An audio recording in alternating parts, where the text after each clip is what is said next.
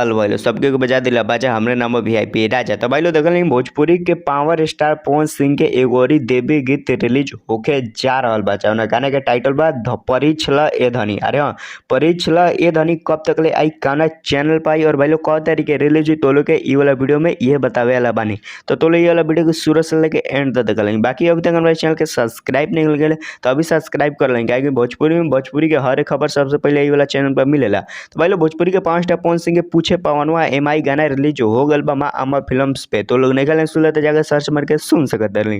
लेकिन भाई लोग कल सुबह इनकर एक और गाना आवे जा रहा बा लामी लामी के सिया। अरे हाँ, लामी लामी के सिया इनकर गाना आवे जा रहा बा टी सीरीज हम भोजपुरी के यूट्यूब चैनल पर। तो लोग ये वाला गाना के तनको मिस मत करिए, लेकिन इस हमारे चैनल के सब्सक्राइब कर लेकिन। तो भाई लोग देख लें भोजपुरी के 5 स्टार पवन सिंह के ई वाला गाना कब तक ले परीक्षला ए धनी। तो भाई लोग देख लें ई वाला गाना आई तो लोग बहुत जल्दी देखे के मिली।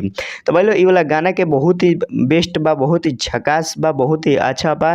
परीक्षला ए धनी गाना के टाइटल बा परीक्षला ए धनी, बहुत ही बेहतरीन, बहुत ही झकास का गाना बा।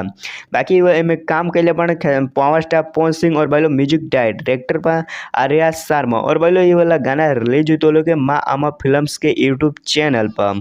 तो भाई लोग तो लोग ये वाला गाना का तनको मिस मत करे, बहुत ही बेहतरीन, बहुत ही झकास, बहुत ही अच्छा सॉन्ग होके वाला बा।